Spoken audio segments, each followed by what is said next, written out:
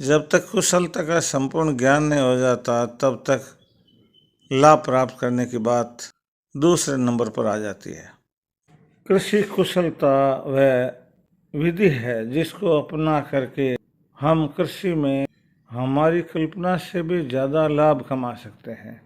किसान बहुत मेहनत करते हैं, परंतु उनके सामने कुछ विशेष तरह के चैलेंज आ जाते हैं और उनको ठीक ढंग से नहीं समझ पाने से या उनका सामना ठीक ढंग से नहीं कर पाने से उचित आय नहीं प्राप्त होती है। मारवाड़ी में एक कहावत बहुत प्राचीन है।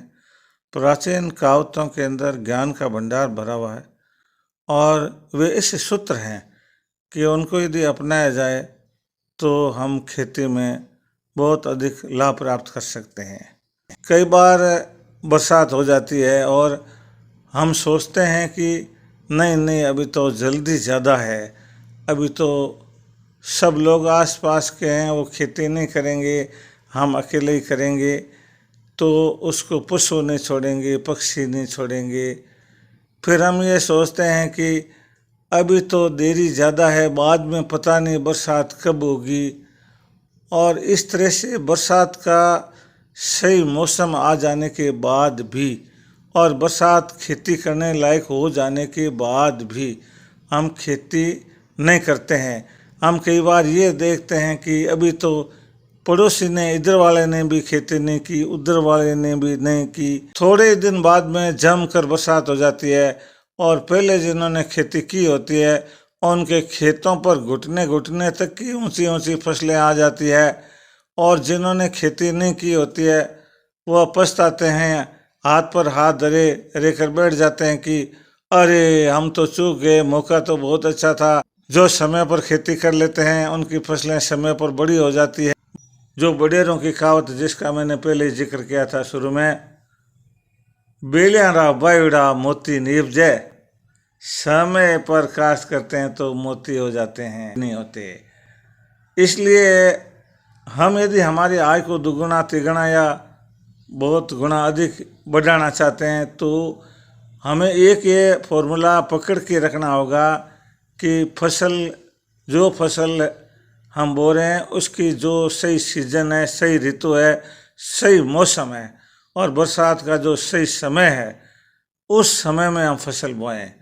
परंतु आप ये वीडियो लगातार देखते रहिए, अभी कई बातें ऐसी आएगी इससे भी अमूल्य और बहुमूल्य। और अब दूसरा सूत्र मित्रों, खेती में हम यदि चाहते हैं कि हमारी फसल अच्छी हो तो एक सबसे ज़्यादा ज़रूरी होती है कि बीज अच्छा हो। चाहे कितने ही साधन हो, चाहे समय पर आप खेती कर भी लें, परंतु यदि बीज अच्छे नहीं हैं तो उत्पादन सही नहीं होगा, फसल डाउन रहेगी। तो अब हमारी कुशलता ये दूसरे नंबर की कुशलता है जो ये बताती है कि बीज अच्छे होने चाहिए। अब हमारे सामने बात आती है बीज अच्छे कैसे होते हैं कि जो सजग और सावधान किसान होते हैं वे बीज के लिए बड़े बड़े सिट्टे अलग से अच्छे दानों वाले अलग से ही तोड़ते हैं, अलग से तोड़ करके उनको अलग से निकालते हैं और उसके अंदर बीज सुड़े नहीं, खराब नहीं हो, इसके लिए सेल्फोस की गोलियां वगैरह डाल करके एकदम किसी बर्तन में बंद करके एकदम सुरक्षित रखते हैं। इसी तरह से कई बार ऐसे भी होता है कि 2-3 साल पुराने बीज हमारे घर में पड़े होते हैं, हम पुराने बीज देते हैं, वे उगते ही नहीं हैं, अथवा उगते हैं तो भी कोई छोटे छोटे पौधे उग करके नष्ट हो जाते हैं। इसी तरह से आजकल विभिन्न प्रकार की ब्रांड की बीज की थैलियाँ आती है, बाजार में मिलती है और हमें पूरी जानकारी नहीं होती है। दुकानदार जो कि बीज खाद बेचते हैं उनको तो बीज बेचना होता है, मुनाफा कमाना होता है, उनको इस बात से कोई ज़्यादा मतलब नहीं होता है कि कौन सी फसल किसके कितने होगी। उनको तो बीजों में कमीशन किन बीजों में ज़्यादा मिलता है, नफ़ा किन बीजों में ज़्यादा रहता है, कौन से ब्रांड में उनको बेचने पर ज़्यादा मुनाफा होता है, उसी ब्रांड की वे शोभा करेंगे, उसी का प्रचार करेंगे और वही बीज हमें बेचेंगे। इसके लिए हमें विशेष करके सरकार की ओर से कृषि पर्यवेक्षक लगाए गए होते हैं हमारे क्षेत्र में, उनके हमारे पास फ़ोन नंबर होने चाहिए, उनसे हमारा संपर्क होना चाहिए और उन्हें हमें पूछ लेना चाहिए कि हमारे क्षेत्र के अंदर कौन सी फसल के लिए कौन सी क्वालिटी का बीज, किस कंपनी का बीज सर्वश्रेष्ठ रहेगा, और उनके बताए अनुसार उनसे जानकारी लेकर के हमारी भूमि की स्थिति के अनुसार हमें फसल बोनी चाहिए। और उसके बाद में तीसरा सूत्र, मित्रों, बीज बोने का भी एक तरीका होता है, कुशलता में आता है ये भी। बीज कितने दूरी से एक दाने से दूसरे दाने के बीच में रहनी चाहिए और किस तरीके से बीज बोना चाहिए। यदि कुशलता नहीं है और हमने बीज को ज़्यादा मात्रा में थोड़ी जगह के अंदर भूमि के लेवल के अनुसार ज़्यादा बो दिया, बहुत ज़्यादा दाने सघन डल गए, तो आधे दाने उगेंगे आधे नहीं उगेंगे, और जो उगेंगे तो भी एकदम सघन उगेंगे कचरे की तरह से, और उनको पर्याप्त पोषण नहीं मिलने से वे नष्ट हो जाएंगे और हमारा सारा किया कराया बेकार हो जाएगा, सारी मेहनत पे पानी फिर जाएगा। इसलिए स्पेशली हमें ये ध्यान रखना चाहिए, 1 बीघा के अंदर कितना बीज बोना चाहिए उसका ध्यान रखते हुए। और स्पेशली यदि हम बीज बोने में एक्सपर्ट नहीं हैं तो हमें किसी एक्सपर्ट से बीज बोने के लिए कहना चाहिए, और यदि ट्रैक्टर से या किसी और से कृषि यंत्र से हम बीज बोते हैं तो भी उस यंत्र के अंदर बीज बोने की जो स्पीड है उसको इस तरह से सेट करना चाहिए कि निश्चित मात्रा से अधिक बीज किसी हालत में फसल में नहीं डले और कम भी नहीं।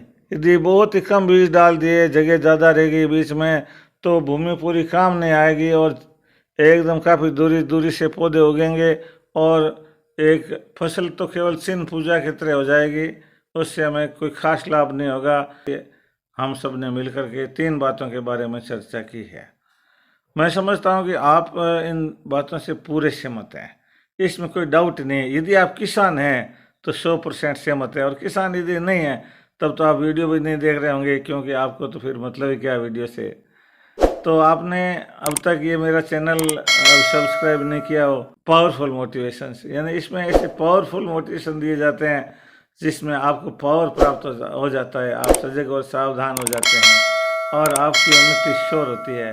इसलिए इस चैनल को सब्सक्राइब कर लीजिए, नीचे जो बटन लगा हुआ है काला सा उस पर दबा करके, और फिर घंटी वाला बटन भी दबाइए ताकि आपके पास में इस तरह से लाभदायक वीडियो सबसे पहले आते रहेंगे। और अब चौथी कुशलता ये है कि बीज जिस भूमि में बो रहे हैं उस भूमि के बारे में ये देखना हमें ज़रूरी है कि एक ही तरह की फसल एक ही भूमि में नहीं बोनी चाहिए लगातार। जैसे हमने हमारे खेत के टुकड़े कर रखे हैं, मान लो कि 4-5 फसलें बोनी है तो 4-5 अलग अलग भाग कर रखे हैं।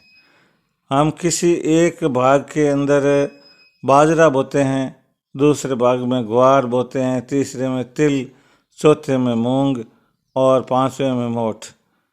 ये एक आपको नमूने के तौर पे बताता हूँ। मान लो कि हमारा खेत 20 बीघे का है और हम यदि 5 फसलें बोते हैं और बराबर बराबर भाग भी रखते हैं तो 4-4 बीघे में फसलें बोते हैं। दूसरी बार जब हम खेती करते हैं तो उस समय में अगली साल जहाँ पे बाजरा बोया है वहाँ पे दूसरी फसल बोएंगे, ग्वार बो देंगे। जहाँ हमने ग्वार बोया था वहाँ पे तिल बो देंगे, जहाँ तिल बोया था वहाँ मूंग बो देंगे। इस तरह से हम बदल देंगे, और यदि ऐसे हम बदलते रहें तो 5 साल के बाद में सेम फसल का नंबर सेम जगह पर आएगा। इसका मित्रों बहुत कारण है और बहुत ही फर्क पड़ता है कि हमारी भूमि के अंदर पोषक तत्व हैं सभी प्रकार के, परंतु बाजरे के लिए जो पोषक तत्व चाहिए वे अलग तरह के होते हैं, ग्वार की फसल के लिए अलग तरह के होते हैं और मोठ की फसल के लिए कुछ अलग तरह के होते हैं। तभी तो ये फसलें भी अलग अलग तरह की होती है, इनका टेस्ट अलग होता है, इनमें गुण सब अलग होते हैं। तो हमने एक बार जहाँ बाजरा बोया है बाजरे के पोषक तत्व ज़्यादातर काम में आए हैं, परंतु शेष फसलों के पोषक तत्व अभी भी मौजूद हैं, वे काम नहीं आए हैं। अगली बार यदि हमने इसी जगह वापस बाजरा बो दिया तो शेष फसलों के पोषक तत्व फिर भी फालतू पड़े हैं, परंतु इस भूमि के पोषक तत्व बाजरे वाले काम आ चुके हैं, अब शेष बचे हैं, उनसे ही फसल होगी तो उसमें क्वालिटी बहुत कम रहेगी। इस तरह से सारी फसलें यदि हम एक जगह ही बोते रहेंगे जहाँ बार बार बोते रहे हैं तो फसलें कमज़ोर होगी और हमें पूरा लाभ नहीं मिलेगा।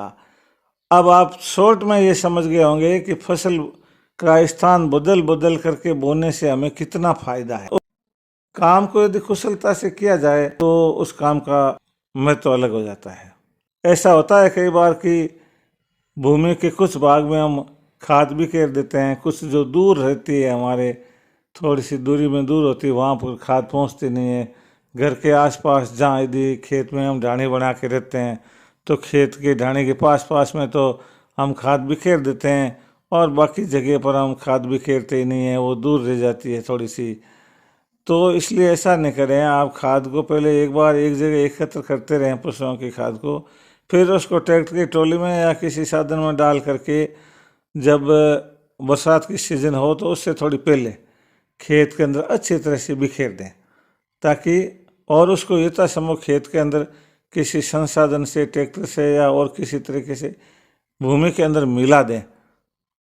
उस खाद को इतना गहरा भी ज़मीन में नहीं जाने दें कि जिससे वह बहुत गहराई में चली जाए और पौधों को पोषण नहीं मिले, और एकदम ऊपर भी नहीं रखें, क्योंकि यदि ऊपर रखेंगे तो तेज़ हवा आएगी, खाद उड़ जाएगी और उसका फ़ायदा फसलों को नहीं मिलेगा, ज़मीन में मिली नहीं होने के कारण से। तो हम जो फसलें बोते हैं और उनकी जड़ें जितनी गहराई तक जाती है उसी अनुपात में भूमि के अंदर खाद को मिलाना चाहिए और सारे खेत में बराबर बराबर खाद डालनी चाहिए, कहीं कम कहीं ज़्यादा, इस तरह से नहीं डालना चाहिए। हमारे खेत में पशुओं के माध्यम से यदि हमें खाद मिल जाती है तो बहुत अच्छी बात है, हमें इतने पशु भी रखने चाहिए। और उसके बाद में कुशलता का अगला बिंदु, खेत की रखवाली की पर्याप्त व्यवस्था होनी चाहिए। खेत में बीज बोते हैं शुरू में तो पक्षी, उनको सब पता होता है कि अभी किसानों ने खेत में बीज डाला है, तो जो ऊपर दिखाई देता है भूमि से उसको वे चुग लेते हैं और वे अपने पेट की क्षुधा को शांत करने के लिए ज़मीन में से चोंच से खोद खोद कर भी बीज निकाल देते हैं और इस तरह से बीजों को खा जाते हैं और हमारा खेत शुरू में कमज़ोर पड़ जाता है। बीज नहीं रहने से फसल भी कमज़ोर होती है। पक्षियों के खेत में फसल चुगने का एक समय होता है, सुबह सुबह रात को, जैसे ये पेड़ों पर बैठे होते हैं तो रात के समय में ये फसल में ज़मीन पर पड़े हुए बीजों को नहीं खाते हैं, परंतु जैसे ही सूर्य उदय होता है, थोड़ा सा प्रकाश होने वाला ही होता है, उस समय में भोर के समय में ये अपने भोजन के लिए निकलते हैं और जहाँ भी इनको जगह मिलती है झुंड के झुंड आकर के बैठ जाते हैं। मोर है, गौरैया है और कितने पक्षी हैं और वे बीजों को चुग चुग करके खा जाते हैं। तो सुबह सुबह 2-3 घंटे तक रखवाली करनी ज़रूरी होती है और दिन भर भी ध्यान रखना चाहिए और इन पक्षियों को उड़ा देना चाहिए ताकि वे पक्षी वहाँ से चले जाएं और फसल बच जाए। पक्षियों के अलावा पशुओं से भी, आवारा पशुओं से हमें रखवाली करनी पड़ती है। खेत की अच्छी तरह से रखवाली के लिए बाड़ बनानी चाहिए। खेत की बाड़ जितनी मजबूत होगी उतना ही खेत सुरक्षित रहेगा। इसलिए कहा गया है कि यदि क्या होगा जब खेत की बाड़ ही खेत को खाने लग जाए। अतः आप मजबूत बाड़ बनाएं और रक्षा करें। आज के इस सत्र में इतना ही, फिर मिलेंगे कभी इससे आगे की और जानकारियों के साथ में। तब तक के लिए सबको नमस्कार। जय हिंद, जय भारत, जय किसान।